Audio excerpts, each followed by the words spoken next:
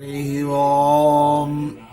ఈనాటి మంత్రము నంద నిష్పంద సర్వ సమృద్ధి చేత తొణకనివాడు.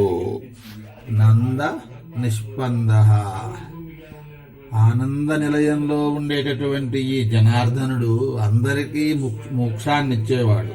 ఆయన ఎప్పుడూ కూడాను నిష్పంద, ఎప్పుడూ ఏ విషయానికి కూడా తొణకకుండా సర్వ సమృద్ధి కలిగినటువంటి ఆ శ్రీవేంకటేశ్వరుని పాదపద్మములకు నమస్కరించుచున్నాను. మంత్రపఠనం. ఓం నంద నిష్పందాయ నమః. ఓం నంద నిష్పందాయ నమః. ఓం నంద నిష్పందాయ నమః.